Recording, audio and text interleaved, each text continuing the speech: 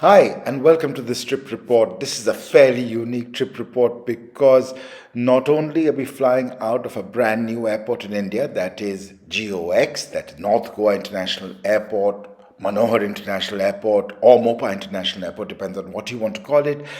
We are also flying on Akasa Air, India's youngest airline, for the first time. This was a truly interesting flight for me, as you will discover later on in this report. But let's start now with the check-in process and let's go through security.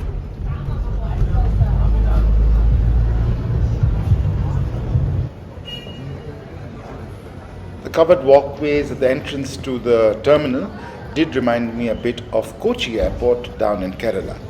The check-in process at Akasa was fairly smooth. I managed to check in within 5 minutes. My suitcase was exactly 15.8 kgs heavy, so I wasn't charged anything extra. And I then took the escalator up to the security check area. Security also was really quick. And as I can see as I pan across the airport, it's a nice, airy, well-lit terminal with very interesting roof linings. So it looks like slatted wood almost. So, and security itself was very, very quick. There are very few flights at this airport right now, just about 20 flights. And once past security, they've made the terminal very, very bright. Now the terminal is operated by GMR, the same guys who operate Delhi and Hyderabad Airport. And the layout of the airport is quite like any other GMR airport. You just get out of security and you are thrown into this huge retail space. It's a lot nicer than Dabolim Airport. There are more food options. For example, you have a nice Starbucks, you have a Costa coffee as well, I believe. And you also have an Encam lounge, Encam being the GMR brand lounge.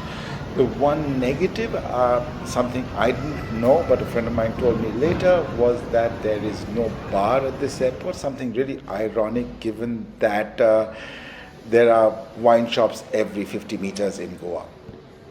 Hey there, checked in for my Akasa flight to Delhi from this Manohar International Airport, as we are supposed to call it now, no, New Goa International Airport, out here in North Goa.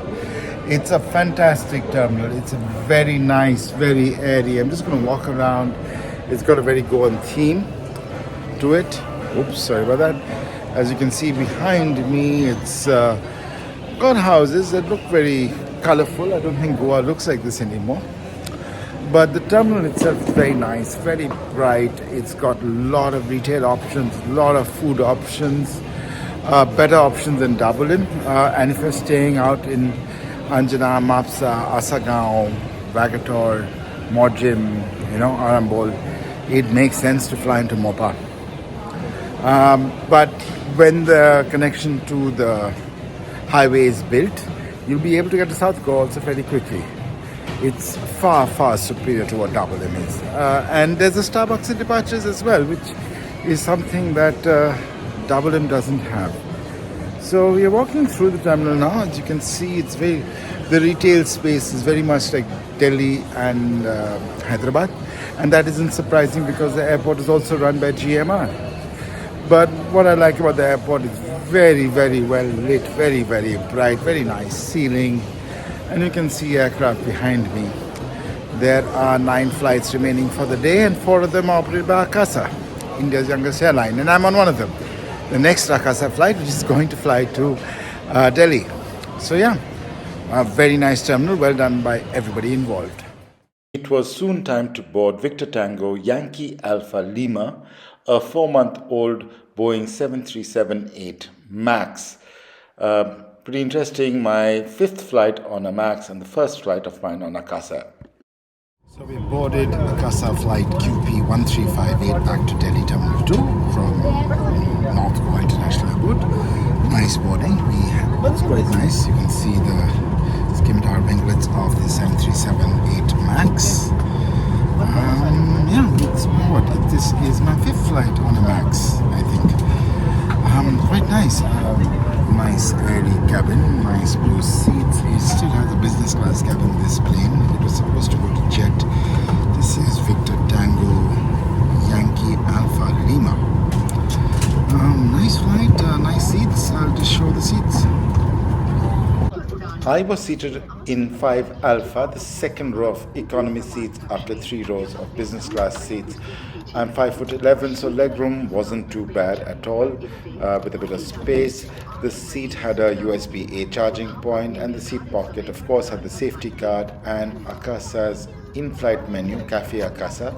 Unfortunately, because I was traveling on a corporate ticket, I could not choose my meal in advance. Now, this is where things got really interesting. We were scheduled for a 5:40 p.m. departure, and we actually pushed back at 5:45 p.m. The aircraft had to return to the gate for a very interesting reason. A lot of people wanted to sit with their families. Now, while all families were not split up, a bulk of the family were seated together by the airline. They did a very good job over there.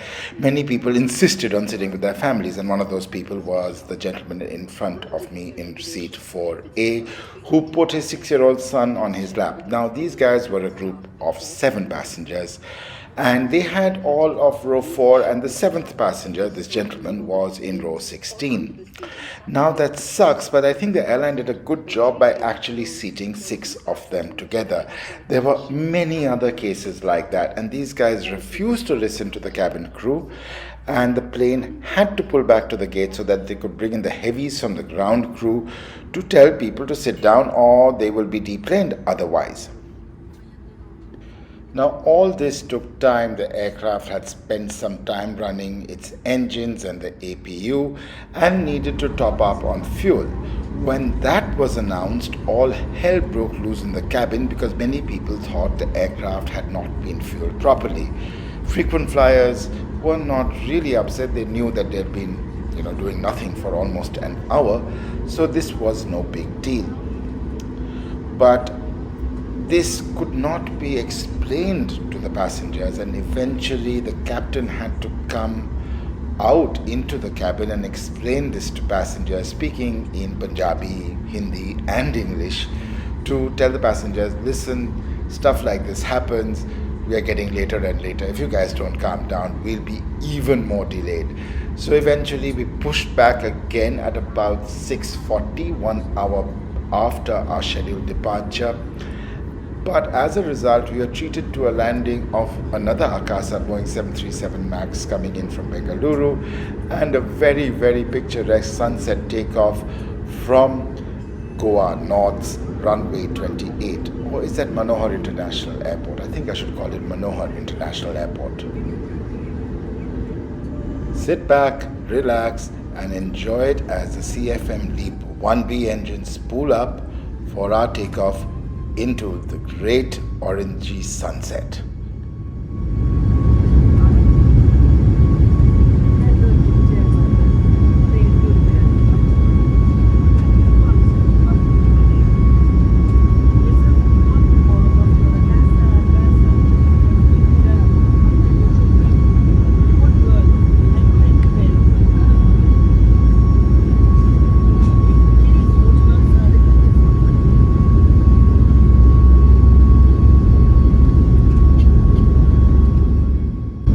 As we took off, a couple of things became evident. The fact that Manohar International Airport has been constructed by lopping off the top of a hill.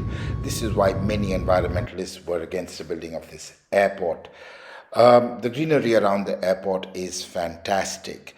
Soon after takeoff, we took a turn to the right and we were treated to the parts of Goa I had just driven through earlier in the day, and we crossed into Maharashtra almost immediately and saw the wonderful beaches of North Maharashtra.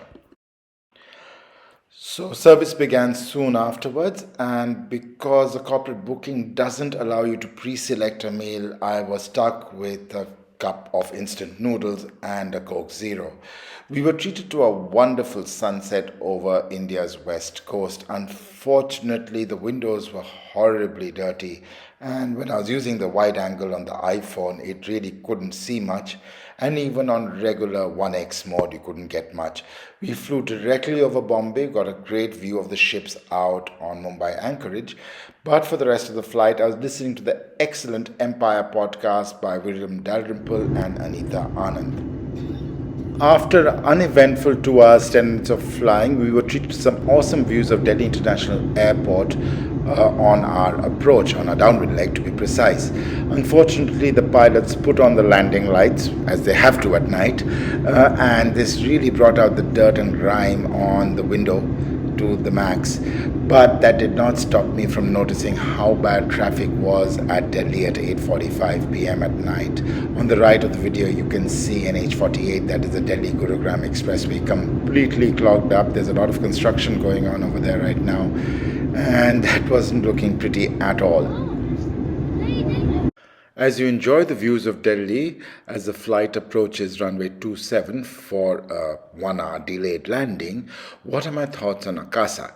Well, I will fly them again. I really like the aquamarine color of the interiors. I like the fact that they have a USB charging point on all their seats.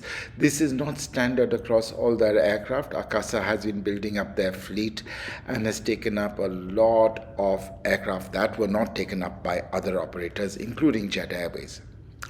The other thing is they must improve some of their systems. They should be allowing people on corporate bookings to select their meals and have multiple check-ins. If there are multiple people on a corporate booking on a single PNR, if a single person checks in, the others can't.